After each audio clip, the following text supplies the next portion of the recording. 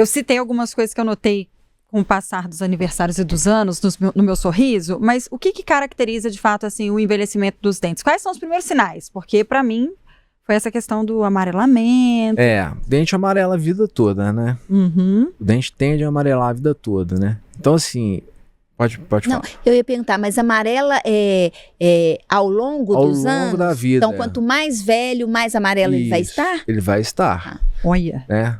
Não precisa ficar, né? A gente tem como tratar isso. É um tratamento bem tranquilo, bem seguro. Mas assim, desgaste dos dentes também é uma coisa relevante. Você vai perdendo a exposição dos dentes no seu sorriso, né? Ela diminui com o passar dos anos. A gente tem, principalmente o lábio superior, ele vai perdendo tonicidade, vai ficando mais longo. Tô sabendo. Né? E aí o que acontece? Tende a absorver, a aparecer menos o dente no sorriso. Se você ainda tem um dente que se desgasta, esse envelhecimento ele aparece mais rápido, né?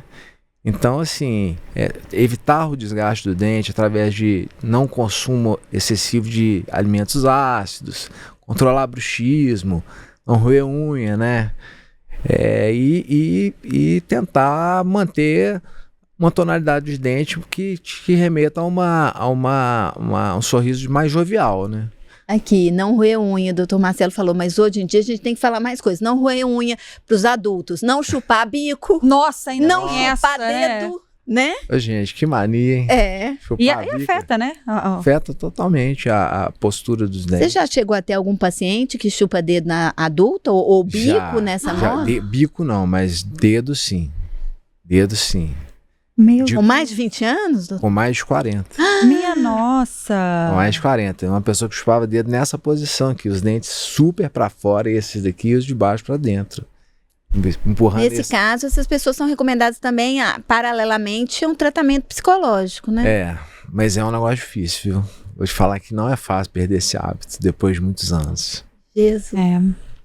Ô, doutor, como é que a gente faz com os clareamentos? Eu tava vendo, porque, né, notei que deu uma amarelada, tem interesse em fazer um clareamento.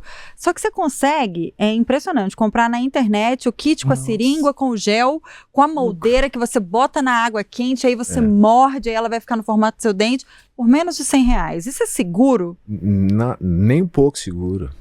Um dos grandes fatores de você ter sucesso no tratamento de clareamento é você ter, por exemplo, uma moldeira que distribua uniformemente o gel de clareamento ao redor do seu dente, né? Ao longo da superfície do seu dente.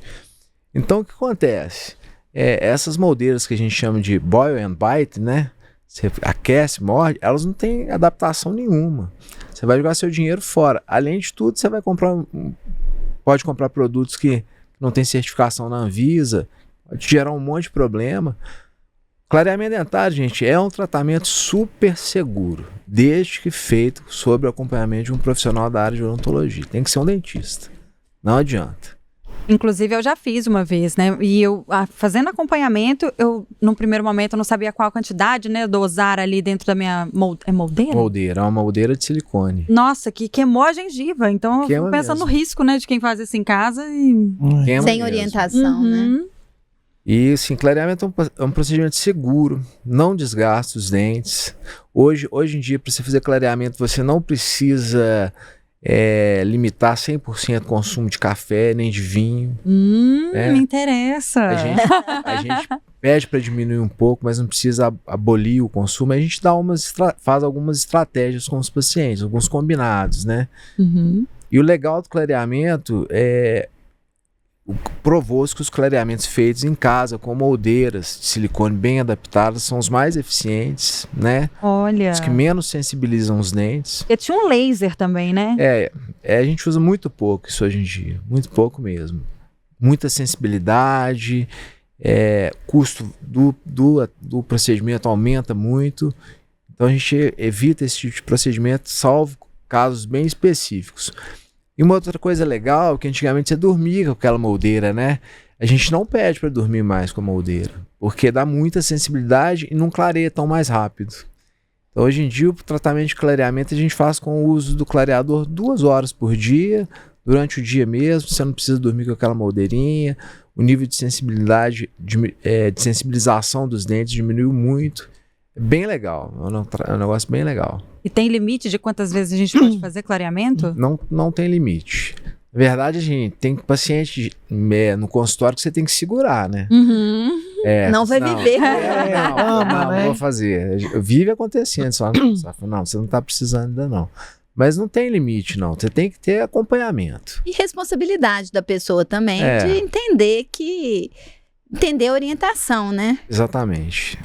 Tem paciente que às vezes a gente fala, não vou fazer, ele vai em outro profissional e faz, depois volta. O que você achou? Eu falei, achei demais. Ele fala, Mas tem que segurar, tem hora que você tem que segurar os pacientes, senão o povo quer toda hora clarear dente. Essa evolução da odontologia, né? Tudo evoluiu, obviamente, a tecnologia nos trouxe muitos benefícios, né? Tanto nas medicações, quanto nos aparelhos, nos equipamentos, se eu quero dizer aparelhos.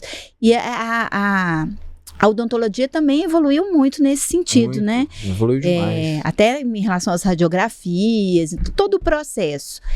E aí eu queria fazer uma pergunta nesse sentido, porque muita gente ainda tem medo de dentista. E não vai mesmo por medo, pânico de dentista. O que fazer com essas pessoas que têm esse hábito, né? Esse não hábito, o hábito de não ir, né? Por medo. E os idosos, acho que eles vão ficando mais medrosos também. Gente, a odontologia melhorou muito. A gente, quando a gente está tratando um paciente, a gente está invadindo a intimidade da pessoa, né? Botar a mão dentro da boca de uma pessoa é uma coisa muito invasiva, né? Mas, assim, as técnicas atuais tornaram os tratamentos bem mais confortáveis, sabe? A gente tem muita coisa para gerar menos desconforto para as pessoas, né? A questão de dor, né?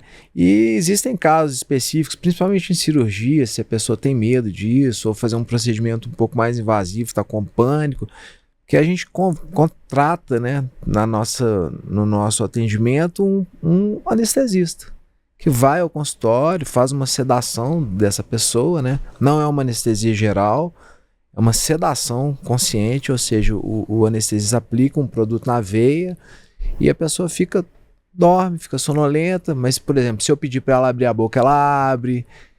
A gente pode anestesiar, fazer os procedimentos, depois o anestesista acorda essa pessoa e ela não dá fé muito do que aconteceu, não tem aquela memória. Mais ou menos o mesmo que se faz quando você vai fazer uma endoscopia, sabe? Sim. Uhum. Exatamente o mesmo procedimento, só com uma sedação menos intensa, para o paciente poder responder aos estímulos também.